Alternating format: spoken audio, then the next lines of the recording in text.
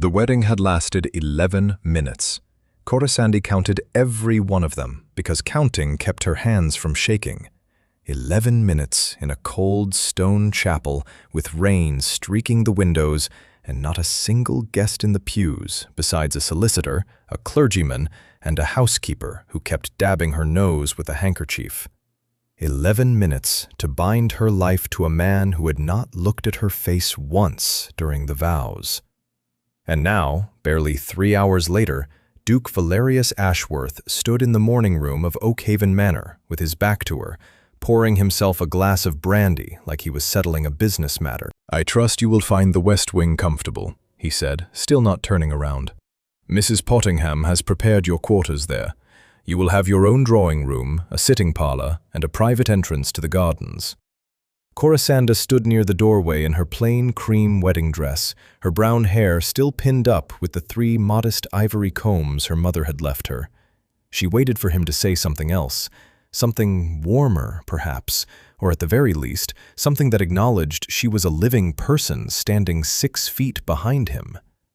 He didn't. "I believe we understand each other," Valerius continued, swirling the brandy.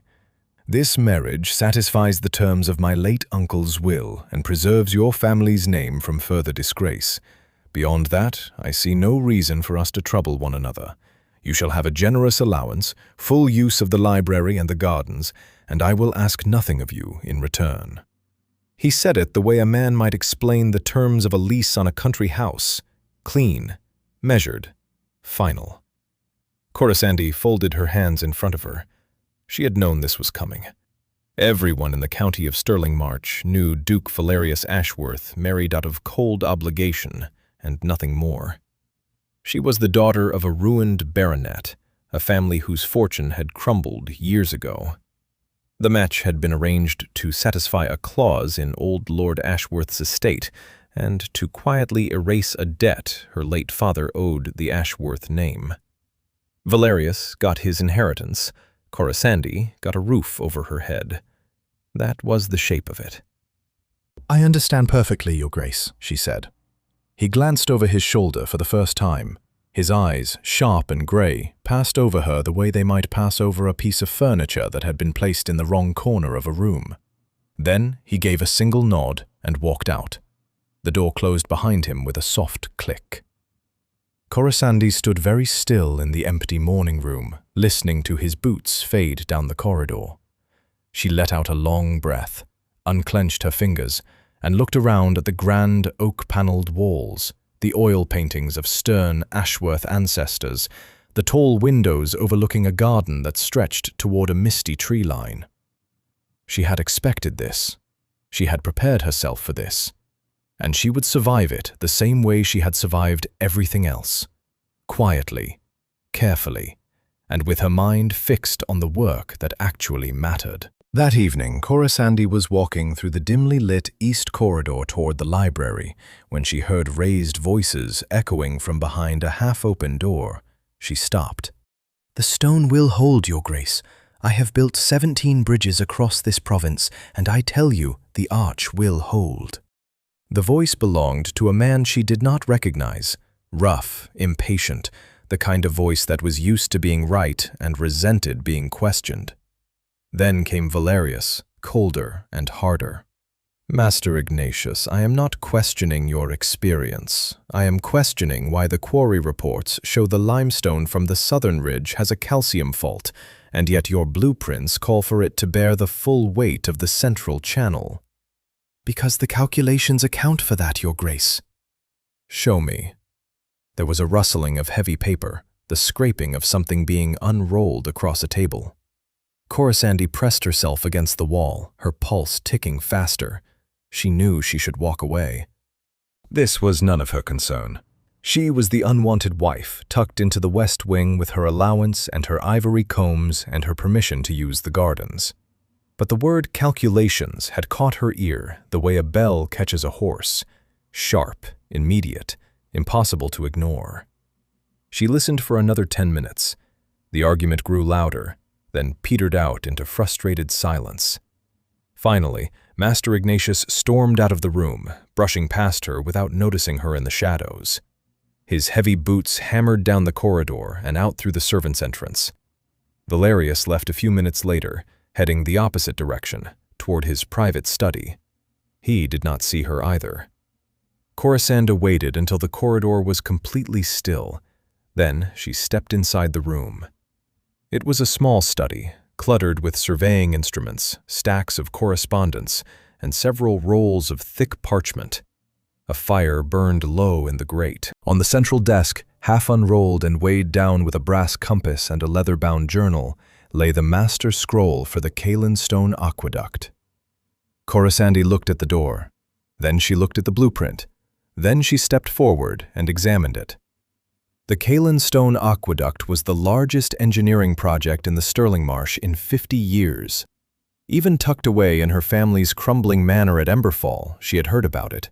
A grand stone watercourse designed to carry fresh river water across 20 miles of lowland valley to the dry farming towns and trade routes in the east. It would make Valerius one of the most powerful landowners in the south of England. If it worked. Corisanda leaned over the blueprint and traced the arch design with her finger. The drawing was confident, bold, clearly the work of a man who had built many things and feared very little. But within 30 seconds, she saw what Valerius had been sensing, but could not quite name. The load-bearing supports beneath the 3 central arches were wrong. It was a subtle error, the kind that looked perfectly sound on paper, but would betray itself the moment real water pressure hit the channel. The weight distribution assumed rigid limestone, but the quarry stone from the southern ridge had natural fracture lines. Under sustained lateral pressure, the arches would shift, the keystones would loosen, and within a week, perhaps less, the entire central span would come down. People would be underneath when it happened. Workers, farmers, families. Corisanda straightened up. Her heart was beating very fast now. She looked at the door once more. She thought of Valerius, his cold grey eyes, and his polite dismissal. She thought of Master Ignatius, his 17 bridges, and his bruised pride. Neither of them would listen to her. She knew that with a certainty that went deeper than reason. She was a woman, the daughter of a bankrupt baronet, and the wife nobody wanted. She could walk into that study tomorrow morning and lay out every flaw in that blueprint with perfect clarity, and they would smile at her. So she would not tell them. She would fix it herself. Corisanda rolled the scroll back into its place, set the brass compass exactly where it had been, and slipped out of the room without making a sound. Corisanda rose before dawn. The house was still dark, the servants not yet stirring, and the corridors of Oakhaven Manor held that particular silence that belongs to the hours between night and morning. Heavy, private, almost sacred. She dressed quickly in a plain grey travelling dress and a dark woolen pelisse, pinned her hair beneath a simple bonnet, and carried her boots in her hand until she reached the back staircase so the heels would not click against the stone. She had already arranged the carriage the evening before. A quiet word to the head groom, Mr. Pemberton, was all it took. She told him she wished to visit her family's old estate at Emberfall to collect her personal trunks, and he had asked no further questions. A duchess, even an unwanted one, was still a duchess, and Pemberton was the kind of man who did his work and kept his thoughts folded neatly behind his teeth. The carriage was waiting in the stable yard when she stepped outside. The morning air smelled of wet grass and chimney smoke. A thin mist clung to the gravel drive, and somewhere beyond the east pasture, a wood pigeon was calling. Corisanda climbed inside and settled herself against the leather seat. The moment the door closed and the wheels began to turn, she reached beneath her cloak and drew out a flat leather case no larger than a prayer book. Inside, wrapped in oilcloth, were her drawing instruments. They were old, well used, and beautiful. A set of brass dividers with ivory-tipped legs, a ruling pen with a rosewood handle, a proportional compass, a protractor engraved with numbers so fine you needed strong light to read them, and a slender graphite holder that her father had given her on her 12th birthday, the year he had first allowed her into his workshop at Emberfall and taught her to read a surveyor's chain. Her father, Sir Edmund Blackwell. The name still carried weight in certain circles, though now it was the weight of pity rather than respect. He had been one of the finest civil engineers in the south of England, a man who had designed canals, bridges, and millworks across 3 counties before drink and grief and a series of disastrous investments had pulled him under. By the time he died, the family owed money to half the tradesmen in the county, and the estate at Emberfall was little more than a shell with ivy growing through the windows. What nobody knew, what Corisande had never told a soul, was that her father had taught her everything. From the age of 12 to 23, she had worked alongside him, reading geological surveys, calculating tensile loads, drafting blueprints for structures that bore his name on the title block but carried her hand in every line. She understood stone the way a musician understands pitch. She could look at a hillside and see the drainage patterns, the fault lines, the places where the ground would hold, and the places where it would betray you. After her father's death, she had continued working in secret. A few trusted builders in the northern parishes knew her only by her private mark, a small stylized brass plumb line that she pressed into the wax seal of her correspondence. They called her the Meridian Craftsman and assumed she was some reclusive gentleman scholar who preferred anonymity. She had never corrected them. The carriage jolted over a rough stretch of road, and Corisande steadied the leather case on her lap. She opened her traveling journal and began to work. The aqueduct blueprint was still sharp in her memory. She had spent years training herself to hold complex drawings in her head, the way some people hold melodies or scripture. Now she reconstructed the central arch design from memory, sketching it lightly on a sheet of fine vellum she had brought from her room. The proportions came quickly: the span, the rise, the depth of the voussoir, the angle of the abutments. Then she began to correct it. The problem with Master Ignatius's design was one of assumption. He had treated the limestone as a uniform mass, assigning it a single compressive strength across the entire span. But Corisande knew, from years of studying quarry reports and crawling over building sites with her father, that the limestone from the southern ridge was layered. The upper strata were dense and reliable. The lower strata, where the calcium fault ran, were softer and prone to fracture under lateral stress. Master Ignatius had built his arches as though the stone would behave like brick, rigid, obedient, predictable. It would do nothing of the sort. Her correction was elegant. She redistributed the load across a wider base, thickening the pier foundations and adding a secondary relieving arch above each of the 3 central spans. The relieving arches would absorb the lateral thrust from the water channel and transfer it downward through the stronger upper limestone, bypassing the weaker strata entirely. It added perhaps 8% to the total stone requirement, but it would hold. She was certain of that, the way she was certain the sun would clear the mist by noon. The carriage rolled through a small market town. She caught a glimpse of a baker's boy carrying a tray of loaves, a woman sweeping a doorstep, and then they were back on the open road, heading south through a landscape of bare hedgerows and plowed fields. Corisande worked steadily for the next 3 hours. She redrew the entire arch balance system, labeling every measurement in her small, precise hand, noting the stone grades, the mortar specifications, the drainage allowances. She checked her calculations twice, running each figure through the proportional compass until she was satisfied. By the time the carriage reached the crossroads where the post road split toward Emberfall and the lowland reach, the vellum was finished. A complete, corrected blueprint for the Calenstone Aqueduct's central span, drawn with the kind of clarity and confidence that came from 20 years of hidden practice. She held it up to the carriage window and studied it in the grey afternoon light. Every line was clean, every number was sound. She rolled the vellum carefully, slipped it into a protective leather tube, and placed it beside her on the seat. Then she leaned back, closed her eyes, and allowed herself a small, private smile. She would reach the coaching inn at Bramblevale by tomorrow evening if the roads held. The construction valley was another few miles beyond that. She knew the site would have a head surveyor's pavilion where the master plans were kept. She knew the night watch along the perimeter would be thin because the project was behind schedule and Valerius could not spare the men. She would find a way in. She always did. The coaching inn at Bramblevale was a squat, timber-framed building wedged between a farrier's yard and a grain store on the edge of the valley road.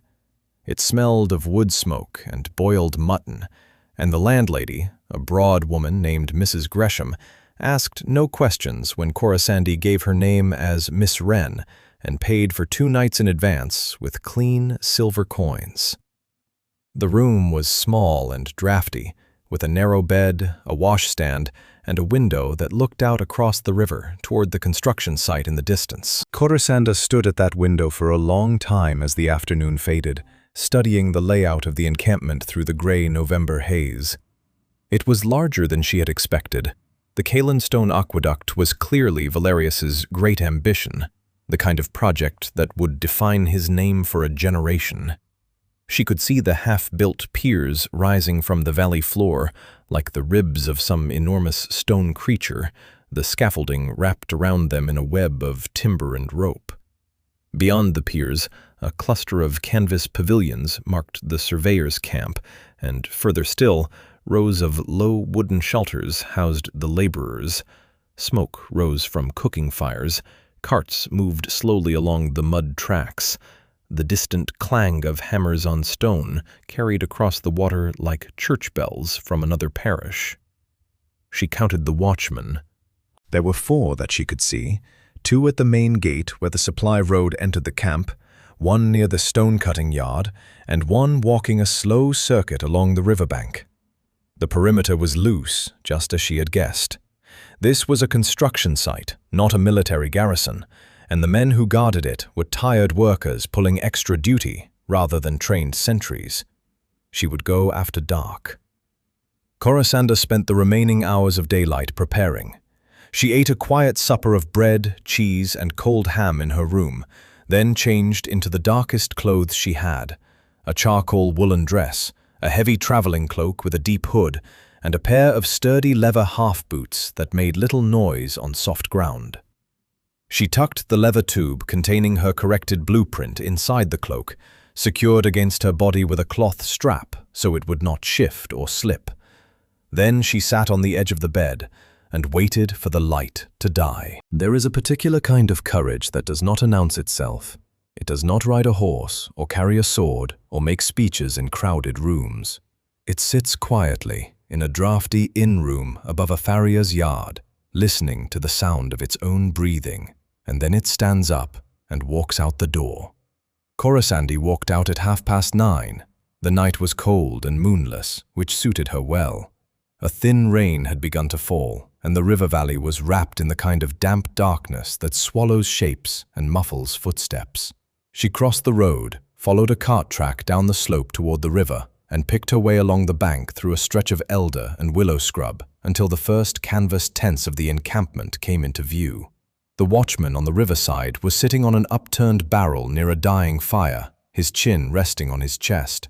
Whether he was sleeping or simply lost in his own exhaustion, Corisande did not stop to find out. She moved past him at a distance of 30 yards, keeping low, her dark cloak blending with the wet undergrowth.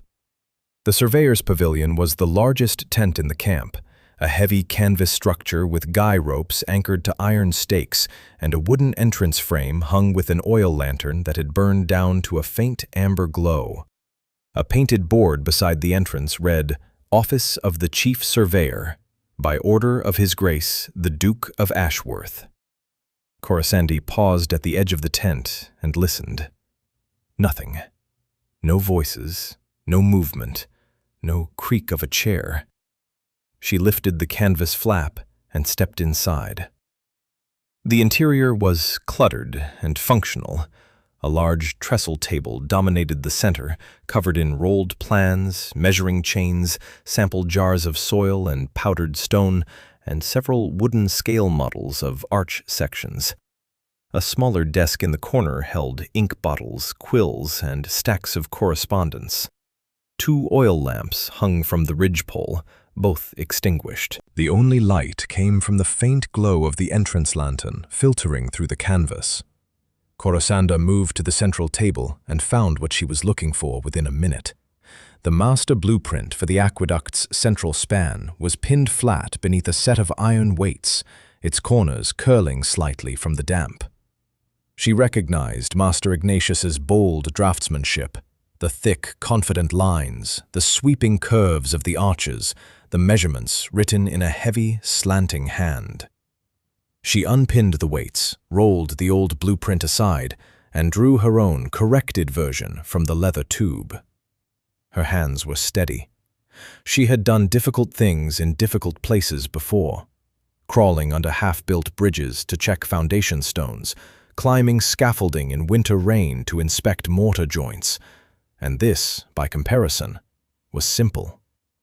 Place the new drawing, pin the weights, ensure every edge sat flush against the table. She worked quickly and carefully. When the new blueprint was in position, she reached into her cloak pocket and drew out a small brass seal and a stick of dark red wax. She struck a match, melted a coin-sized drop of wax onto the bottom corner of the vellum, and pressed the seal firmly into it. The mark it left was small and precise, a stylized brass plumb line, the symbol she had used on every piece of work she had ever sent into the world under her hidden name, the Meridian craftsman's signature. She blew out the match, tucked the old blueprint inside her leather tube as evidence, and took one last look at the table to make sure everything appeared undisturbed. The new drawing sat exactly where the old one had been, held by the same iron weights, lit by the same faint amber glow from outside. Unless someone examined it closely, they would not even notice the change until morning. Corisanda slipped back through the tent flap and out into the rain. She retraced her steps along the riverbank, past the sleeping watchman, up through the elder scrub, and back onto the cart track. By the time she reached the inn, her boots were caked in mud and her cloak was soaked through. But her breathing was calm and her pulse was steady. She hung the cloak by the small fireplace in her room, set her boots near the hearth to dry, and sat down at the washstand. In the tiny square mirror above the basin, her own face looked back at her. Rain-damp, wind-flushed, utterly ordinary. That was the thing people never understood about Corisanda Blackwell. They looked at her and saw a quiet woman in a plain dress with no jewels and no fortune and no particular reason to matter. They saw the bankrupt baronet's daughter who had married above her station through sheer luck and legal convenience. They never once thought to look closer. She smiled at her reflection, blew out the candle, and went to sleep. Dawn broke gray and damp over the construction valley, and Valerius was already inside the surveyor's pavilion when the first hammers began to ring from the stone-cutting yard. He had slept poorly. The argument with Master Ignatius still sat in his chest like a stone he could neither swallow nor spit out. He was not an engineer, he knew that well enough, but he had a sharp instinct for when something was wrong, and the aqueduct plans had been troubling him for weeks. The limestone reports from the southern ridge did not match the confidence in Ignatius's voice, and confidence without evidence was a dangerous currency. He leaned over the central table, coffee in hand, and unrolled the master blueprint. Then he stopped. He set the coffee down slowly and brought the oil lamp closer. The drawing beneath the iron weights was not the one he had studied 2 days ago. The hand was different, finer, more precise, with measurements written in a small, clean script that bore no resemblance to Ignatius's heavy slant. The arch design had changed. The piers were wider at the base, and above each of the 3 central spans, a secondary relieving arch had been added, curving gracefully above the primary structure like a second set of ribs protecting the first. Valerius stared at it for a long moment. Then his eyes moved to the bottom corner of the vellum, where a small seal had been pressed into dark red wax. The impression was a stylized plumb line, rendered with the kind of detail that suggested a craftsman's hand rather than a nobleman's signet. He straightened up and called for his aide. "Fetch Master Ignatius, immediately." Ignatius arrived 15 minutes later, still pulling on his coat, his gray hair uncombed, and his expression already sour from being summoned at such an hour. He took one look at the blueprint on the table, and his face went from sour to furious. "What is this?" He snatched up the corner of the vellum and examined the seal. "This is not my work. Someone has been inside this tent. Someone has tampered with the master plans." "Yes," Valeria said quietly. "Someone has." "This is sabotage, Your Grace. Industrial treachery. I want the night watchman questioned. I want every laborer's tent searched. Whoever did this meant to undermine the entire project, and I will not stand for it." Valerius watched the older man's fury build and said nothing. He had learned long ago that silence was more useful than argument when a man was busy convincing himself of something. "Look at this," Ignatius continued, jabbing a thick finger at the relieving arches.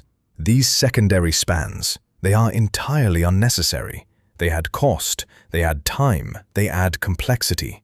The original design was sound. I have built 17 bridges, Your Grace, 17. 18, if you count the one at Hartwell that cracked during the first winter," said a deep voice from the entrance. Both men turned. Standing in the tent doorway was Balthazar, the senior stonemason, a broad, weathered man in his 50s, with hands like shovels and a gaze that missed very little. He had been with the project from the beginning, and carried the quiet authority of someone who had spent 40 years working stone with his own hands, rather than drawing it on paper from a comfortable desk. "I beg your pardon," Ignatius said stiffly. Balthazar ignored him and walked to the table. He studied the new blueprint in silence for a full minute, tracing belines with one scarred finger. Then he looked up at Valerius. "Your Grace, I would like to test this." "Test it how?" "The scale model. We built a plaster model of the central span last month for the presentation to the county commissioners. If I adjust it to match these new calculations, I can run a weight trial this morning. Sand and water. Simple enough to show whether the arches hold or crack." Ignatius drew himself up. "This is absurd. You would take the word of some anonymous intruder over mine?" "I would take the word of mathematics over anyone's, Master Ignatius," Balthazar said calmly. "Yours, mine, or the king's?" Valerius looked between the two men. Then he nodded. "Do it." The test took 2 hours. Balthazar set up the plaster model on a long wooden bench in the open yard behind the pavilion, adjusting the pier widths and adding small relieving arches fashioned from clay. A small crowd of workers gathered to watch, sensing that something important was happening, even if they did not fully understand the engineering at stake. First, Balthazar loaded the original design. He poured fine sand into the channel to simulate the weight of standing water and added measured lead blocks to represent the lateral pressure. The model held for perhaps 40 seconds. Then a thin crack appeared along the base of the second pier. The crack widened. The left arch shifted a 1/4 inch, then 1/2 inch, and then the entire central span buckled inward and collapsed into a heap of plaster dust and broken fragments. The yard went silent. Ignatius, standing to one side with his arms folded, said nothing. Then Balthazar rebuilt the model using the new design. Wider piers, relieving arches, redistributed loads. He applied the same sand, the same lead weights, the same measured pressure. The model held. He added more weight. It held still. He poured water through the channel. The arches flexed slightly, absorbed the thrust, and remained standing. Balthazar looked at Valerius. "Whoever drew these plans may have just saved 40 men's lives, Your Grace." The words hung in the morning air like smoke. Valerius stared at the intact model for a long time.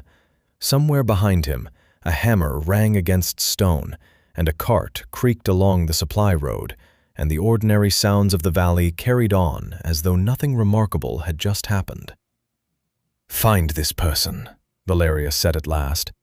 He picked up the corner of the vellum and studied the small wax seal, the stylized plumb line, pressed with care and precision. "Search the coaching inns, the posting houses, the toll roads. Ask the watchmen if they saw anyone near the camp last night. Send word to every surveyor and draftsman in the province." He ran his thumb across the seal, feeling the ridges of the impression. "I want to know who the Meridian craftsman is." Behind him, Ignatius quietly rolled up his discarded plans and left the tent without a word. And out on the valley road, 3 miles north and already disappearing around the bend toward the coaching inn at Bramblevale, a plain hired carriage carried a woman in a gray woolen dress back toward the post road, her leather drawing case resting on the seat beside her, and a faint trace of red sealing wax still lingering beneath her fingernails. The invitation to the Port Sylvan ball had arrived at Oakhaven Manor 3 weeks before the wedding, addressed to the Duke of Ashworth and guest.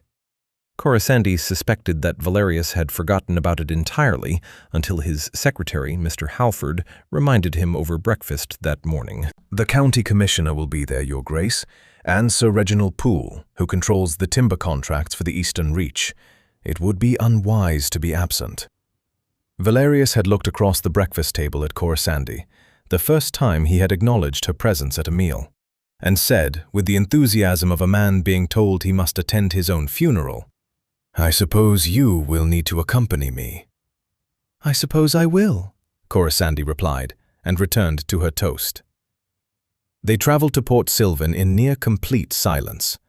The town sat on the coast, 40 minutes east by carriage, and its assembly rooms were the grandest public building between Bristol and Southampton. A pillared limestone hall with tall arched windows, crystal chandeliers, and a reputation for attracting the wealthiest families in the southern counties. Balls held there were not merely social occasions. They were displays of rank, of wealth, of belonging. Everyone who attended understood the unspoken rules. You dressed to be seen, you spoke to be heard, and you judged everyone else with the quiet, thorough cruelty that polite society had perfected over centuries. Corisande walked in wearing her best woolen dress. It was a deep blue, well-made, clean, and carefully pressed. She had sewn it herself 2 winters ago from a bolt of good English cloth she had found at a market in Devizes, and she was fond of it. It fitted her well, the stitching was neat, and the color suited her dark hair. She wore no jewels, she carried no fan. Her gloves were plain cotton rather than silk, and her shoes were the same sturdy leather half-boots she wore for walking. She knew what she looked like. She knew what they would say. They said it within minutes. The whispers began near the entrance hall, where a cluster of women in elaborate silk gowns and pearl chokers stood fanning themselves beneath a portrait of some forgotten admiral. Corisande caught fragments as she passed, plain, woolen, country mouse, delivered in that particular tone the English upper classes used when they wanted to be overheard without appearing to speak. "Is that really the new Duchess of Ashworth? My dear, I heard she arrived at the wedding in a hired carriage. One does feel rather sorry for the Duke." Valerius walked 3 paces ahead of her, already being drawn into conversation with a group of men in dark evening coats. He did not look back. He did not introduce her. She was simply there, trailing in his wake like a dinghy tied to a ship that was already under sail. Corisande let the whispers wash over her and kept walking. She had learned long ago that other people's opinions were like weather, constant, changeable, and largely beyond her control. The women in their silks and pearls could think whatever they pleased. She had other things on her mind, specifically the ceiling. The assembly rooms at Port Sylvan had been built in the last century, and the grand hall's timber roof was a magnificent piece of work. A hammer-beam structure with carved angels at the joints and gilded bosses along the ridge. It was also, Corisande noticed the moment she looked up, in serious trouble. The central beam had developed a visible bow. It was slight, perhaps 2 inches of deflection over a span of 40 feet, but it was enough to tell her that the mortise and tenon joints at the eastern end were under strain. The problem was almost certainly water damage. The lead flashing along the roofline was old, and if rainwater had been seeping into the beam ends for years, the timber would be softening from the inside out. The carved angels would keep smiling, while the wood behind them slowly rotted. She spent the next hour studying the roof from different angles around the room, tilting her head at moments when no one was watching, estimating spans and loads with the ease of long practice. She noted the way the plaster ceiling rose was beginning to crack along its eastern edge, a sure sign of movement in the structure above. She counted the tie beams and calculated their spacing. She checked the gallery supports and found them sound, which meant the problem was isolated to the central span. Meanwhile, the ball carried on around her. Couples danced. Wine was poured. Conversations rose and fell like tides. A woman in emerald silk and a diamond tiara made a point of standing directly beside Corisanda and examining her dress with the kind of open, pitying curiosity one might show a stray cat that had wandered into a drawing room. "What a charming fabric," the woman said. "Is it from the village?" "Yes," Corisanda said pleasantly. "Devises. The weaver does excellent work." The woman smiled the way a cat smiles at a mouse and drifted away to share the exchange with her friends. Corisanda waited until the woman was gone, then walked calmly to a writing desk in the side parlor where guests could pen notes and correspondence. She took a sheet of the assembly room's own headed paper, dipped a pen in the inkwell, and wrote a brief, precise note. To the proprietor of the Port Sylvan Assembly Rooms, your central hammer beam has deflected approximately 2 inches at midspan, likely due to water ingress through failing lead flashing on the eastern roofline. I recommend an immediate inspection of the beam ends at the wall plate before the winter rains worsen the damage. The tie beam spacing is adequate, but the 5th and 6th joints from the east wall should be checked for rot. Respectfully, a concerned observer. She folded the note, wrote, "For the attention of the building proprietor, urgent," on the outside, and left it propped against a candlestick on the side table where it would be found by the staff during the evening's clearing. Then she returned to the grand hall, collected her plain cotton gloves from the chair where she had left them, and found Valerius near the entrance, already impatient to leave. "Did you enjoy the evening?" he asked, as their carriage pulled away from the lamp-lit portico. "Very much," Corisanda said. "The ceiling was particularly interesting." Valerius gave her an odd look, decided she was making some kind of mild joke, and said nothing more for the rest of the journey home. The lead came from a toll-keeper on the Devises Road.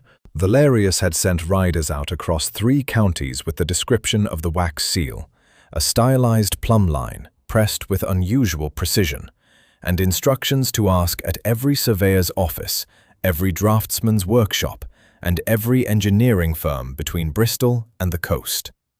Most of the inquiries returned nothing. A few brought back names that led nowhere: retired bridge builders, deceased canal engineers, a mathematical tutor in Bath who turned out to be 83 years old and half blind. Then a toll-keeper named Finch, who worked the gate on the Devises Road south of the Lowland Reach, mentioned that he had once seen a similar mark on a letter carried by a messenger riding toward the old Blackwell estate at Emberfall. He remembered it because the seal was unusual, and the messenger had paid his toll with a newly minted coin, which was rare enough on that stretch of road to stick in a man's memory. Emberfall. Valerius knew the name. It was the estate that had belonged to Corisanda's late father, Sir Edmund Blackwell, the bankrupt baronet whose debts had been part of the reason for the marriage arrangement. He had never visited the place and had no particular reason to associate it with engineering or draftsmanship. In his mind, it was simply a crumbling country house attached to a sad story, and he had given it very little thought. Still, a lead was a lead, and Valerius was not a man who left threads unpulled. He rode out on the morning of the 10th day with his aide, Mr. Halford, and a single groom. The journey took the better part of 4 hours, winding through narrow lanes banked with high hedgerows and past villages so small they barely warranted names on the county map. The countryside grew wilder as they moved west, rolling chalk hills giving way to dense woodland and steep-sided valleys where streams ran fast over mossy stone. Emberfall appeared around a bend in the lane without warning. The gateposts were still standing, though the iron gates between them had rusted open years ago and were half buried in bramble. The drive beyond was overgrown, the gravel lost beneath grass and creeping ivy, and the house itself sat at the end of it like a dignified old man who had been left out in the rain too long. Handsome bones, sagging posture, windows dark and shuttered. Valerius dismounted and studied the place. It was larger than he had expected. 3 stories of honey-colored stone, a slate roof missing several tiles, and a portico with columns that had once been elegant and were now streaked with lichen. The gardens on either side of the drive had gone wild, tangled with elder, dog rose, and chest-high nettles. "Shall I knock, Your Grace?" Halford asked. "I will do it myself." He walked up to the front door and rapped the brass knocker, a lion's head, tarnished green. For a long moment, nothing happened. Then the door opened, and a tall, thin man in a worn but immaculate black coat appeared on the threshold. He was perhaps 70 years old, with a long, lined face, white hair combed carefully back from his forehead, and the bearing of someone who had once served a great household and still carried its standards even though the household itself had fallen. His shoes were polished, his collar was starched, his hands, folded at his waist, were steady and clean. "Good morning, sir," the man said. "May I help you?" "I am the Duke of Ashworth. I am looking for someone, an engineer or draftsman who may have worked from this estate, a person who uses a particular seal on their correspondence, a brass plumb line." Something passed across the old man's face, brief, carefully controlled, gone almost before it arrived. It might have been recognition. It might have been caution. Whatever it was, the man's expression settled back into polite neutrality within a heartbeat. "My name is Thaddeus, Your Grace. I am the caretaker of this estate. I have served the Blackwell family for 41 years. Then you will know if anyone has been using these grounds for engineering work. I have reason to believe there may be a workshop or foundry somewhere on the property." Thaddeus regarded him with the steady, unhurried gaze of a man who had spent 4 decades answering doors and deflecting questions he did not wish to answer. "Sir Edmund was a man of many interests, Your Grace. He maintained various workshops during his lifetime. I could not say what remains of them now. The estate has been unoccupied for some years, and the grounds have rather overtaken themselves, as you can see." Valerius studied the old caretaker for a moment, then looked past him into the dim entrance hall. He could see a staircase, a tiled floor, a grandfather clock that had stopped at 4:20. Nothing remarkable. "I would like to see the grounds," he said. "I am afraid that would be difficult, Your Grace. The gardens are quite overgrown, and several of the outbuildings are in poor condition. I could not guarantee your safety." There was nothing rude in the refusal. Thaddeus delivered it with the same courteous firmness that a good butler might use to turn away an uninvited guest at a dinner party. Perfectly polite, perfectly immovable. Valerius considered pressing the matter. He was a duke. He could insist. He could send Halford around the back of the house to search the grounds independently. He could return with a magistrate's order if he wished. But something in the old man's bearing stopped him. Thaddeus was protecting something, that much was plain. And Valerius, who had spent enough years reading men's faces across negotiating tables and courtroom benches, could tell that this particular wall would not yield to force. Thaddeus would stand in this doorway all day if necessary, polite and starched and absolutely immovable, and reveal precisely nothing. "Very well," Valerius said. If the person I am looking for makes contact with this estate, I would be grateful if you sent word to Oakhaven Manor." "Of course, Your Grace." Valerius turned and walked back to his horse. As he mounted, he glanced once more at the house, and this time his eye caught something he had missed before. Beyond the wild garden, half hidden behind a curtain of overgrown holly and climbing ivy, the roof line of a low stone building was just visible. It was newer than the main house, with a brick chimney stack that was too wide and too industrial for a potting shed or a gardener's cottage. A foundry. He was almost certain of it. He filed the observation away, nodded to Thaddeus, and rode back down the drive without another word. The caretaker watched him go from the doorstep, waited until the sound of hooves had faded entirely, and then closed the door, leaned his back against it, and let out a long, slow breath. Then Thaddeus walked through the house, out the back door, past the kitchen garden, and through the gap in the holly hedge to the stone building behind. He unlocked the heavy oak door and stepped inside. The foundry was immaculate. A precision lathe sat on a workbench beside racks of brass instruments, calipers, dividers, ruling pens, set squares, each one cleaned and oiled and stored in its proper place. A small forge stood cold in the corner, its chimney rising through the roof. Shelves along the walls held rolled drawings, geological samples, reference volumes on civil engineering and mineralogy, and a row of brass seals in various stages of completion. Thaddeus looked at it all, shook his head slowly, and began composing a letter to his mistress in his mind. The rains came on the 11th day and did not stop. They began as a thin, persistent drizzle that darkened the sky over Stirling March and turned the lanes to mud. By nightfall, the drizzle had become a steady downpour, and by the following morning, the River Vale had risen 3 feet above its autumn mark and was still climbing. Corisande learned of the trouble at the construction site from a stable boy at Oakhaven Manor who had overheard the morning dispatch rider. The Caelan Stone Aqueduct's wooden scaffolding, which supported the unfinished central arches during construction, was under threat. The river that ran through the valley floor had swollen overnight, and the current was pushing against the temporary timber framework with a force it had never been designed to withstand. If the scaffolding collapsed before the stone arches were completed and self-supporting, months of work would be destroyed, and the project would be set back by an entire season. Valerius had ridden out before dawn. Corisande stood at the window of her sitting room in the west wing and watched the rain lash against the glass. She thought about the scaffolding. She thought about the valley floor and the drainage patterns she had studied on the geological surveys in her father's library years ago.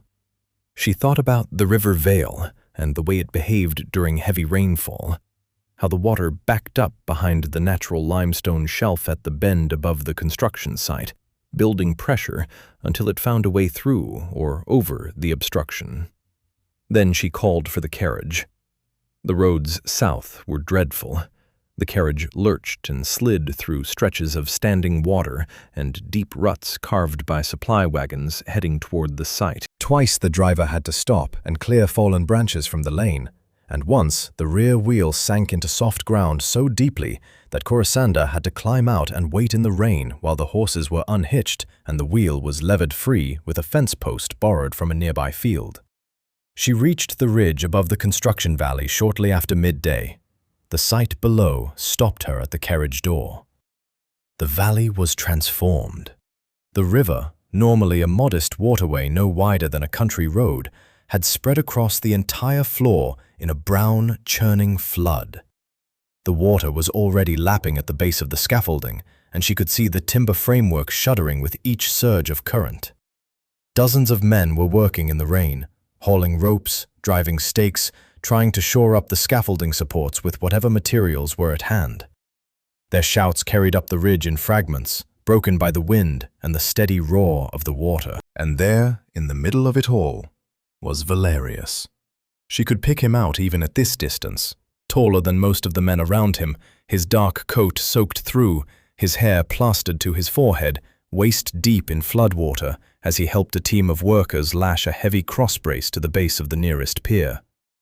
He was working alongside them, not directing from the bank, and there was something in the way he moved, urgent, focused, stripped of all the cold formality she had seen in the morning room at Oakhaven, that made Corisande pause and watch him for a long moment before she turned her attention back to the problem. The scaffolding was not the real danger. The real danger was upstream. Corisande could see it from the ridge, though the men in the valley could not.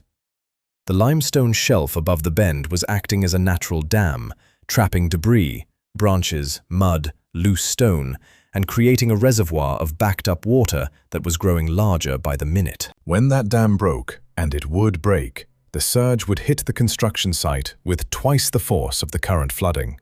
The scaffolding would not survive it. The half-built piers might not survive it either. There was one way to prevent it. The construction site had a set of emergency timber sluice gates built into the riverbank upstream of the main works, designed to divert excess water into a drainage channel that ran along the eastern edge of the valley. But the gates had to be opened in the correct sequence and to the correct width, or the diversion would either be too weak to relieve the pressure or too strong, which would undercut the bank and cause a different kind of collapse entirely. Corisande climbed back into the carriage, opened her traveling case, and took out a sheet of paper. She worked quickly, calculating the flow rate from the visible water level, estimating the volume trapped behind the limestone shelf, and determining the precise opening sequence for the sluice gates. 3 gates opened in order from downstream to upstream, each one set to a specific width measured in inches. The mathematics were not complicated, but they required someone who understood hydraulics, and from what she could see, no one in the valley below was thinking about the sluice gates at all. They were too busy fighting the water that was already there to see the water that was coming. She tore the finished calculation from her notebook, folded it twice, and sealed it with a drop of plain candle wax. No brass seal this time, no plumb line mark. Speed mattered more than signatures. Then she called to a boy on horseback who was riding along the ridge road, a messenger by the look of his satchel and the mud on his boots. "You there, can you ride down to the construction site?" The boy pulled up and squinted at her through the rain. "I can, ma'am. Who's asking?" Corisande pressed the folded note and a silver coin into his hand. "Deliver this to whoever is commanding the work party at the river. Tell them to open the emergency sluice gates exactly as described in this note. Tell them to do it now, before the shelf upstream gives way." The boy looked at the coin, looked at the note, and kicked his horse down the slope without further questions. Corisande watched from the ridge as the messenger splashed across the flooded meadow and reached the work party. She saw the note passed from hand to hand until it reached a foreman near the riverbank. She saw the foreman read it, look upstream toward the limestone shelf, and then begin shouting orders. Within minutes, a team of men was moving toward the sluice gates with crowbars and chains.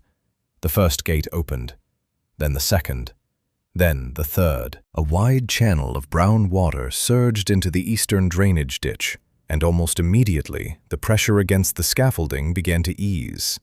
The timber framework steadied, the shuttering stopped. 20 minutes later, the limestone shelf upstream collapsed with a sound like distant thunder, sending a wall of water and debris down the river channel.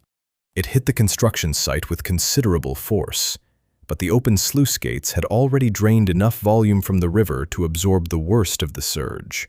The scaffolding shook, groaned, and held. Corisande let out a breath she had not realized she was holding. Down in the valley, men were cheering, clapping each other on the back, leaning against the scaffolding they had just saved. Valerius was standing on the bank, soaked and exhausted, holding the unfolded note in his hand and staring at it as though it had fallen from the sky, which, from his perspective, it very nearly had. Corisande drew the curtain across the carriage window, tapped the roof twice to signal the driver, and rode away along the ridge road before anyone thought to look up. Valerius returned to Oakhaven Manor on the evening of the 14th day, looking like a man who had been dragged behind a horse through a river and then left to dry in a ditch. His boots were caked in mud up to the knee. His riding coat, which had once been a rather fine piece of dark gray wool, was stained with river water, stone dust, and something that might have been mortar. His hair hung loose around his face, and there were shadows beneath his eyes that spoke of several nights spent sleeping on a camp bed in a canvas tent, rather than in his own four-poster. Mrs. Pottingham, the housekeeper, met him in the entrance hall with a basin of hot water, a clean towel, and an expression that suggested she had strong opinions about dukes who refused to take proper care of themselves, but was far too professional to voice them. "A bath has been drawn, Your Grace, and cook has kept a plate of cold supper in the pantry." "Thank you, Mrs. Pottingham. I will eat in my study." "Your Grace has not eaten a proper meal in 2 days." "Then a cold supper in the study will be a significant improvement." He took the towel, wiped his face and hands, and walked straight past the staircase toward the east corridor. Mrs. Pottingham watched him go with the particular blend of disapproval and devotion that only English housekeepers of long standing can truly master, then went to fetch the supper plate herself. The study was dark when Valerius entered. He lit the desk lamp, stirred the fire back to life, and stood for a moment in the center of the room, letting the warmth reach him. Then he reached into the leather satchel he had carried from the construction site and began to lay things out on his desk. First, the corrected aqueduct blueprint, the one that had appeared in the surveyor's pavilion on the 5th morning, with its elegant relieving arches and its precise measurements, and its small wax seal in the corner. He unrolled it carefully and weighed down the edges with books. Second, the note from the river.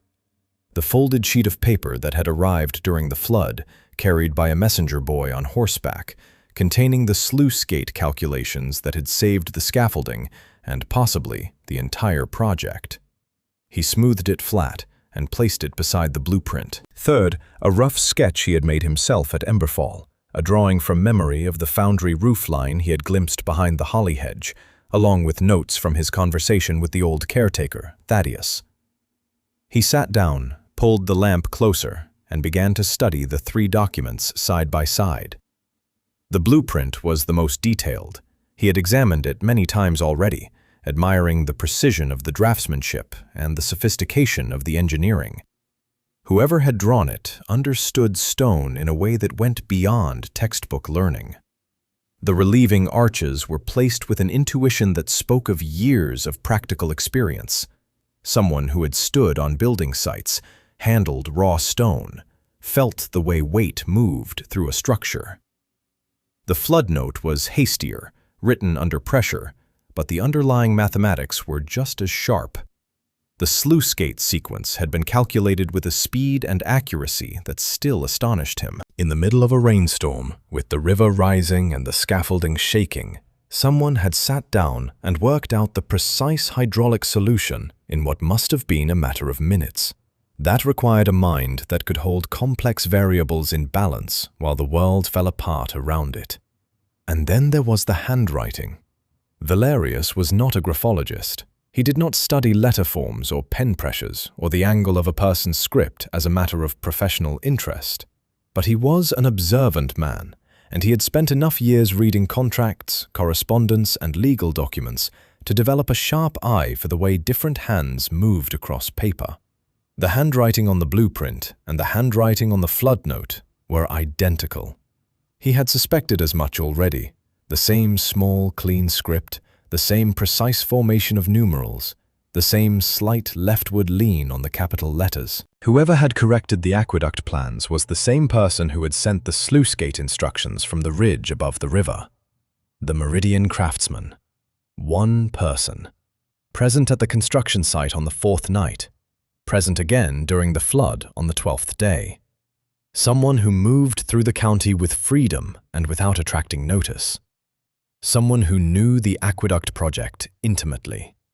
Someone who had access to engineering tools, geological knowledge, and the kind of training that took decades to acquire. Valerius reached for his brandy glass, found it empty, and did not bother refilling it. His mind was turning over the evidence with the slow, deliberate care of a man who senses he is approaching something significant and does not want to arrive at it carelessly. The foundry at Emberfall, the Blackwell estate, Corasandi's family home. He pulled open the top drawer of his desk and took out a leather-bound register, the marriage book of the Ashworth family, in which every union was recorded with the signatures of both parties. He turned to the most recent page, the one dated 3 weeks ago, and looked at the 2 names written there. His own signature was bold and angular, the handwriting of a man who signed documents quickly and moved on. Below it, in neat, measured script, was the signature of Corasandi Elspeth Blackwell. Valerius placed the marriage register on the desk beside the blueprint and the flood note. He looked at Corasandi's signature. He looked at the measurements on the aqueduct plan. He looked at the sluice gate calculations. The same hand, the same precise, elegant formation, the same slight leftward lean on the capitals, the same careful spacing between words, as though each one had been placed with the deliberation of someone accustomed to working on documents where a misplaced mark could bring down a wall. He sat very still for a long time. The fire crackled in the grate. The clock on the mantelpiece ticked. Rain tapped softly against the window. And in the quiet of his study, surrounded by the evidence he had spent 10 days chasing across 3 counties, Valerius finally understood what he had married. He closed the register slowly, set it on top of the other documents, and leaned back in his chair. He thought about the morning room on their wedding day, the polite dismissal, the separate quarters, the assumption that she was nothing more than a name on a contract. He thought about the ball at Port Sylvan, where she had stood in her plain woolen dress while women in silk whispered about her, and he had not once crossed the room to stand beside her. He thought about the way she had answered his question in the carriage. The ceiling was particularly interesting, and how he had taken it for a mild joke rather than what it actually was, which was the observation of a trained structural engineer. He thought about all of this, and for the first time in a very long while, the Duke of Ashworth felt something he was thoroughly unaccustomed to feeling. He felt foolish. Valerius stood up, walked to the window, and looked out across the dark grounds of Oakhaven Manor toward the west wing, where a single lamp still burned in a second-floor window. She was awake, reading perhaps, or drawing, or doing whatever it was she did in those quiet hours when she thought no one was paying attention. He would not confront her tonight. He was too tired, too muddied in his thinking, and too aware that a man who has badly misjudged someone ought to approach the correction with more care than he gave the original error. He would watch. He would learn. And when the moment was right, he would find a way to meet the woman he had married. Properly, this time, as she truly was.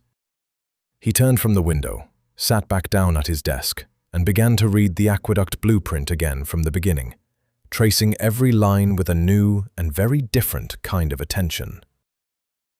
The quarries at Viridia lay 12 miles northwest of Oakhaven, carved into the side of a chalky ridge that overlooked the Severn Plain.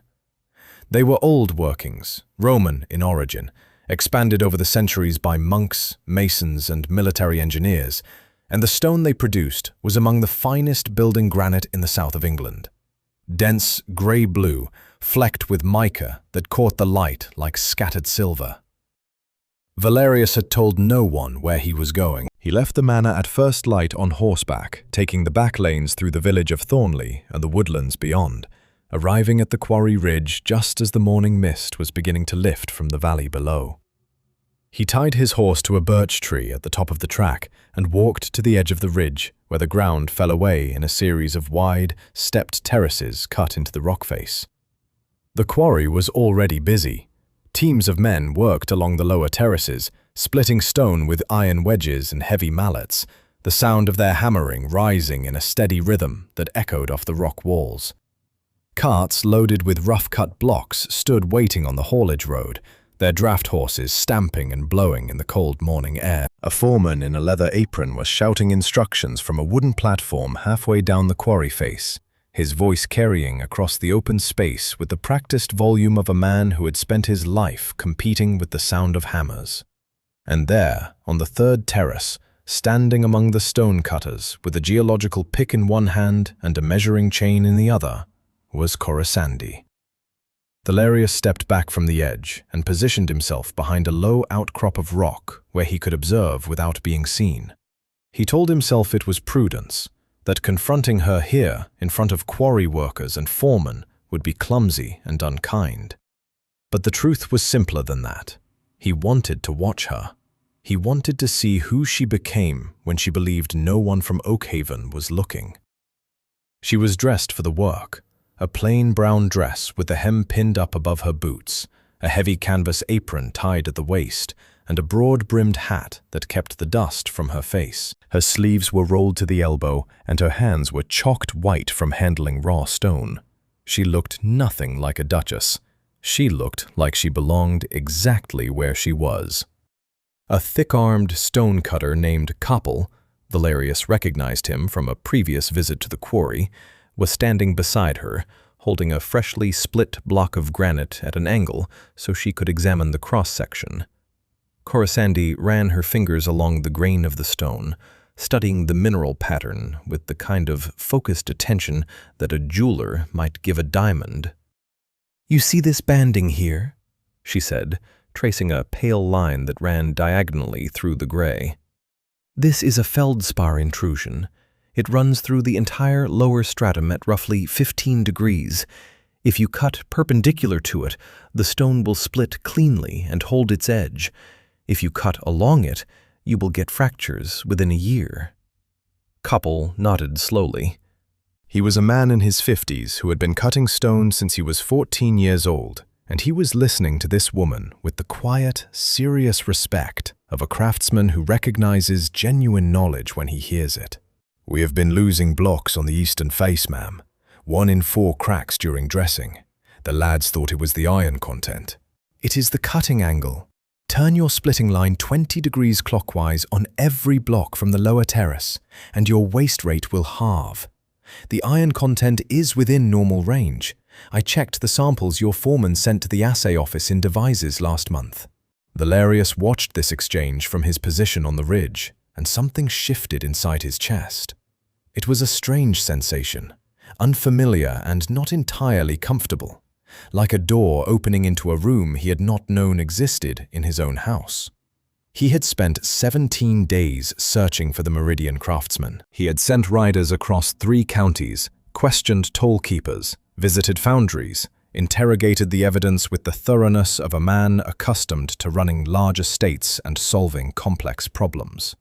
And the answer had been sitting across the breakfast table from him every morning, eating toast and saying very little. She moved along the terrace, stopping at each workstation to examine the stone, check the cutting angles, and speak with the men. There was no condescension in the way she carried herself, no performance of authority. She simply knew the stone, knew the tools, knew the mathematics of weight and stress and fracture, and the quarry workers responded to that knowledge with the straightforward respect of men who judged people by competence rather than title. An older worker, grey-bearded and stooped, approached her with a chunk of granite that had a reddish discoloration along one edge. Corisande took it, held it up to the light, and turned it slowly in her hands. "Iron oxide staining from groundwater, surface only. It will not affect the structural integrity, but I would avoid using it for any exposed facing work. The staining will spread in wet weather, and your client will blame the mason rather than the geology." The old man laughed, thanked her, and went back to his bench. Corisande set the sample down, wiped her hands on her apron, and looked up at the sky to judge the hour. As she did, her gaze swept briefly across the ridge above, the exact spot where Valerius was standing behind the outcrop. He did not move. He was fairly certain she had not seen him. The distance was too great, and the sun was behind him, throwing the ridge into silhouette. But for a single, arrested moment, he felt as though she were looking straight through the rock and into his chest, reading him the way she read stone, grain by grain, fault by fault, all the way to the center. Then she turned back to the terrace, picked up her measuring chain, and walked toward the next section of the quarry face with the unhurried stride of a woman who had a great deal of work to do and intended to do it properly. Valerius watched for another hour.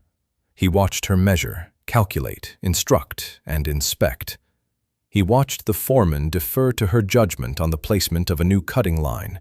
He watched Koppel bring her a tin cup of tea from the worker's kettle, which she accepted with a smile and drank standing up, one boot resting on a block of raw granite, her hat pushed back on her head, and the chalk dust settling on her shoulders like frost. When he finally turned away and walked back to his horse, he carried with him something he had not brought to the quarry that morning. He could not have named it precisely. It was too new and too unfamiliar for easy language, but it sat behind his ribs with a weight that was neither unpleasant nor entirely comfortable, and it did not go away during the long ride home. He thought about what Balthazar had said in the pavilion tent, standing over the plaster model with dust on his hands and plain truth in his voice. "Whoever drew these plans may have just saved 40 men's lives, Your Grace." 40 men's lives. And she had done it anonymously, in the dark, without asking for credit or recognition, or even a word of thanks. She had fixed what was broken and walked away because the work was what mattered, and the work did not require applause. Valerius rode home through the late afternoon light with that thought turning over and over in his mind, and by the time he reached Oakhaven Manor, he had begun, slowly, carefully, and with the humility of a man who has been thoroughly and deservedly wrong, to understand what kind of woman he had married. The morning of the first water testing dawned clear and bright, which felt like a small mercy after the weeks of rain that had plagued the valley. Half the county had turned out to watch. The Calenstone Aqueduct had been the subject of conversation in every tavern, market square, and parish hall in Stirling March for the better part of a year, and now the day had finally arrived when the great stone channel would either prove itself or fail in front of an audience. Farmers and tradesmen lined the ridge above the valley. A delegation of county commissioners stood on a raised wooden viewing platform draped in bunting, clutching their hats against the breeze and looking suitably important. Local gentry had arrived in carriages and on horseback, their servants laying out picnic blankets on the hillside, as though the whole affair were a race meeting. Valerius stood at the base of the aqueduct near the main control works, dressed in a dark coat and tall boots, his hands clasped behind his back. He had barely slept.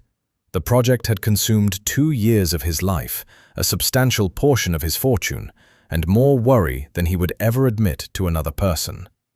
If the aqueduct worked, it would transform the eastern lowlands, bringing fresh water to dry farming communities, enabling new trade routes, and securing the Ashworth name as a force for genuine progress in the county. If it failed, publicly, spectacularly, in front of the commissioners and the gentry and the farmers who had staked their livelihoods on its promise, the consequences would follow him for the rest of his career. Master Ignatius stood nearby, overseeing the final preparations with the tight-jawed concentration of a man whose professional reputation was balanced on a knife edge. His relationship with Valerius had grown strained since the blueprint incident, and the presence of Balthazar, who had been quietly promoted to senior technical advisor, was a daily reminder that his authority over the project was no longer absolute. He barked orders at the work crew with more volume than necessary, checking and rechecking valve settings that had already been checked 3 times. Corisanda arrived quietly, on foot, from the far end of the valley. She wore her usual plain grey dress and dark pelisse, and she positioned herself among the crowd of onlookers on the lower slope, close enough to see the control works clearly, but far enough back to avoid attention. A few people glanced at her, the Duchess in her woolen dress, standing among farmers' wives and tradesmen, but no one spoke to her, and she did not invite conversation. At precisely 10 o'clock, Valerius gave the order. The upstream diversion gates were opened, and the river Vale began to flow into the aqueduct's intake channel for the first time. The water moved slowly at first, filling the stone channel inch by inch, creeping along the carefully graded bed toward the first of the great arches. A murmur ran through the crowd on the ridge. The commissioners leaned forward on their platform. Valerius watched the water level rise with his jaw set and his fists tight behind his back. The first arch filled. The water passed through cleanly, running smooth and even across the span, exactly as the corrected blueprints had predicted. Then the second arch, then the third. The relieving arches above the central span took the lateral thrust without a tremor, and the stone held firm beneath the weight. A cheer went up from the ridge. The commissioners applauded. Ignatius allowed himself a thin smile. Then the ground moved. It was subtle, a low shudder that ran through the valley floor like a cart passing over cobblestones. Most of the spectators did not even feel it. But Corisande did, through the soles of her boots, and she saw its effect immediately. The main iron sluice gate at the downstream end of the aqueduct, the gate that controlled the release of water into the distribution channel, had jammed. The earth shift, probably a minor settling of the clay subsoil beneath the foundation, had tilted the gate frame a fraction of a degree, just enough to wedge the heavy iron plate against its stone housing. The gate was stuck in the closed position, and the water was still coming. Without a functioning release gate, the aqueduct was filling like a sealed vessel. The pressure inside the stone channel was building with every second, and the containment wall at the downstream end, a thick masonry barrier designed to hold the water until the gate was opened, was now absorbing forces it was never meant to bear for more than a few minutes. Ignatius saw the problem at the same moment Corisande did. His reaction was immediate and loud. "Shut the intake! Close the upstream gates! Stop the water!"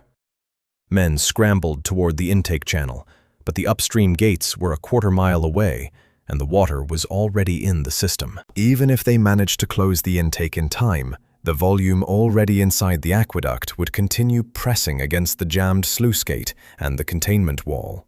Closing the upstream end would slow the filling, but it would not solve the fundamental problem. The downstream gate was stuck, and the pressure had nowhere to go. Corisande was already moving. She walked down the slope toward the control works with a steady, purposeful stride that drew curious looks from the people around her. A foreman near the gate housing saw her approaching and held up a hand. "Stand back, ma'am. It is not safe here." "The gate frame has shifted on its eastern footing," Corisande said, her voice calm and clear. "The iron plate is wedged against the right-hand housing stone. You cannot force it open from the front. The water pressure is holding it in place. You need to adjust the counterweights on the lifting mechanism to change the angle of pull." The foreman stared at her. "The lifting chains run through a pulley block on the overhead beam," she continued, pointing upward at the timber gantry above the gate. "The block is set for a vertical lift, but with the frame tilted, you need a lateral component. Shift the pulley block 18 inches to the east along the beam. Then apply the counterweight to the secondary chain rather than the primary. That will pull the gate at an angle and clear the wedge point." The foreman looked at Valerius, who had turned at the sound of her voice and was watching her with an expression that was difficult to read. "Do what she says," Valerius said. The crew moved fast. 2 men climbed the timber gantry and repositioned the pulley block. A third detached the counterweight from the primary lifting chain and hooked it to the secondary. Corisande directed every step from the ground, calling up measurements and corrections with the precision of someone who could see the mechanics of the mechanism as clearly as if the iron and timber were made of glass. 6 inches further east. There. Hold it there. Now drop the counterweight." The iron block fell. The chain snapped taut. The sluice gate groaned, shuddered, and then broke free from its wedge point with a sound like a pistol shot. Water burst through the opened gate and poured into the distribution channel in a great foaming rush, and the pressure inside the aqueduct dropped so suddenly that several men staggered backward from the sheer relief of it. The containment wall held. The arches held. The water ran clear and steady through the distribution channel and out into the eastern lowlands, exactly as it was designed to do. For a moment, the valley was completely silent. Then the ridge erupted. Cheering, clapping, hats thrown into the air, the county commissioners shaking each other's hands as though they had personally carried every stone. The foreman at the gate housing turned to Corisande with an expression of open astonishment, and the work crew on the gantry above looked down at her as if she had performed some kind of conjuring trick. Corisande stood at the base of the sluice gate, with river water soaking the hem of her dress and her hands still raised from her last instruction.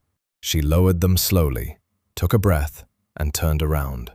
Valerius was standing 10 feet away, looking at her. There was no coldness in his face now, no polite distance, no careful indifference. He was looking at her the way a man looks at something he has walked past 100 times and is suddenly seeing for the first time, with wonder and with the sharp, private sting of knowing he should have looked sooner. Corisande met his gaze.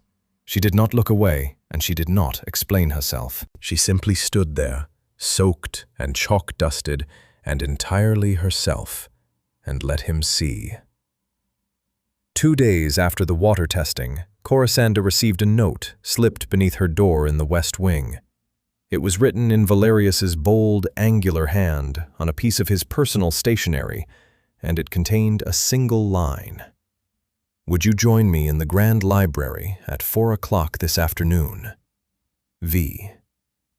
She read it twice, folded it, and set it on her writing desk beside the brass drawing case. Then she sat in the chair by the window and looked out at the gardens for a long while, turning the invitation over in her mind, the way she might turn a piece of stone, examining it from every angle before deciding what it was made of. He knew. She was certain of that now. The moment at the sluice gate, when he had looked at her across 10 feet of muddy ground with that expression she had never seen on his face before. That was the look of a man whose assumptions had collapsed as thoroughly as Master Ignatius's plaster model. Whether he had worked it out from the handwriting, the foundry at Emberfall, or simply from watching her take command of the crisis, the result was the same. The secret she had carried for 20 years, the hidden life she had built behind the world's back, was no longer hidden from him. The question was what he intended to do about it. At 10 minutes to 4, Corisande changed into a clean dress, the deep blue wool from Devises, which was still the finest thing she owned, combed her hair, and walked through the east corridor to the Grand Library. The library at Oakhaven was one of the most beautiful rooms in the house. It occupied the full length of the ground floor's south side, with tall windows overlooking the parkland, floor-to-ceiling shelves of dark oak, and a coffered ceiling painted with faded allegorical scenes of the seasons. A marble fireplace dominated the far wall, and the Persian carpet that stretched between the reading tables was old and faded but still handsome, deep reds and blues worn soft by generations of Ashworth feet. Valerius was standing by the fireplace when she entered. He had dressed carefully, a clean, dark coat, polished boots, a waistcoat she had not seen before in a shade of deep burgundy. His hair was combed back from his forehead, and he looked rested for the first time since she had known him, as though something that had been keeping him awake had finally settled. On the reading table beside him lay 3 documents, arranged in a row. Corisande recognized all of them. The corrected aqueduct blueprint with her wax seal, the flood note with the sluice gate calculations, and the Ashworth marriage register, open to the page bearing both their signatures. She stopped in the doorway and looked at the documents, then at him. "Close the door, if you would," he said. His voice was quiet, and there was something in it she had not heard before. A care, an attention, as though he were choosing each word the way she chose each line on a blueprint, with full awareness of what it would bear. She closed the door and walked to the center of the room. Valerius did not begin with an apology, though she could see one forming somewhere behind his eyes. Instead, he picked up the aqueduct blueprint and held it toward the light from the window, studying it the way she had seen him study contracts and surveyor's reports, with complete attention. "I have been trying to find the right words for 3 days," he said. "I have drafted several speeches in my head, each one more inadequate than the last. So I will simply say what I know and trust you to fill in whatever I have missed." He set the blueprint down. "You are the Meridian craftsman. You corrected the aqueduct design and replaced the plans in the surveyor's pavilion on the night of the 4th. You sent the flood calculations from the ridge on the 12th. The foundry at Emberfall is yours, and old Thaddeus has been guarding your secret for years. Your father taught you, and you have been practicing as a civil engineer in secret for most of your adult life." He paused, and the library was very still. "And I put you in the West Wing and told you to enjoy the gardens." Corisande looked at him steadily. She had imagined this conversation many times over the past week, rehearsing responses, preparing defenses. But standing here now, in the quiet afternoon light of the library, she found that she did not need any of them. "You did not know," she said simply. "I did not look. There is a difference." The words hung between them for a moment, honest and undecorated. Valerius reached into his coat and produced a folded document, heavy paper, formally written, bearing his personal seal. "This is the separation agreement I proposed on our wedding day, the arrangement by which we would live independent lives under the same roof." He held it up so she could see it clearly. Then he tore it in half, placed the 2 pieces on the table, and set an inkwell on top of them.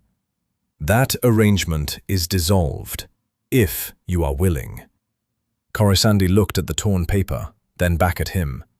Something shifted in her chest, a tightness she had been carrying for weeks, perhaps longer, easing by a fraction. "And what do you propose in its place?" she asked. For the first time since she had known him, Valerius smiled. It was a small, uncertain expression, nothing like the controlled authority he wore in public. It made him look younger and considerably more human. "Come with me," he said. "I want to show you something." He led her out of the library, up the main staircase, and along the first-floor corridor to the base of the manor's east tower, a square stone structure that rose above the roofline and had been used, as far as Corisande knew, for nothing in particular since the previous duke's time. The door at the base of the tower stairs was new, fresh oak, well fitted, with a brass handle that gleamed. Valerius opened it and stepped aside. Corisande climbed the narrow spiral staircase and emerged into the tower room, and her breath stopped. The room had been completely transformed. The old plaster walls had been stripped back to clean stone and whitewashed. 3 tall windows, freshly glazed, let in the afternoon light from 3 directions: south toward the parkland, west toward the valley, north toward the distant ridge where the kaolin stone aqueduct now stood operational against the sky. A large oak drafting table occupied the center of the room, its surface smooth and true, angled at precisely the correct degree for technical drawing. Beside it stood a mahogany cabinet fitted with wide, shallow drawers for storing plans and vellum. And on the drafting table, arranged with obvious care, was a complete set of new brass drawing instruments: dividers, ruling pens, a proportional compass, a protractor, a set square. Each one crafted to the highest standard, engraved along the handles with a tiny mark she recognized at once: a stylized plumb line. Her plumb line. Her mark. Corisande picked up the proportional compass and turned it in her hands. The brass was warm from the sunlight. The engraving was perfect. She ran her thumb across the plumb line mark and felt, for the first time in longer than she could remember, the sensation of being truly seen. She turned to Valerius, who was standing at the top of the stairs with his hands at his sides and that same uncertain expression on his face, watching her the way he had watched her at the quarry, as though he was still learning the shape of something he had badly underestimated. "I want you to work beside me," he said, as the head architect of the Sterling Marsh, as my partner in every project we undertake from this day forward, as my wife, in the fullest sense of what that word ought to mean, an equal, a colleague, and the most brilliant person I have ever had the good fortune to misjudge. Corisande set the compass down on the drafting table. Through the north window, the aqueduct caught the late sun, its stone arches glowing pale gold against the green of the valley. Her arches, her mathematics, Her secret finally standing in the open. She looked at Valerius for a long moment.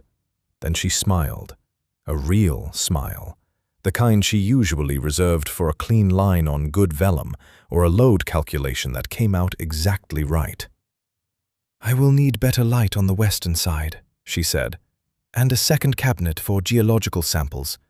And you should know that I intend to redesign the south bridge at Thornley, because the current one is an embarrassment to the county." Valerius laughed. It was the first time she had heard him laugh, and the sound of it filled the tower room and carried out through the open windows into the late afternoon air, where it mixed with the distant rush of clean water running through stone arches across the valley below. And in the grand library downstairs, the torn separation agreement sat quietly beneath its inkwell, already forgotten, already belonging to a version of the story that no longer applied.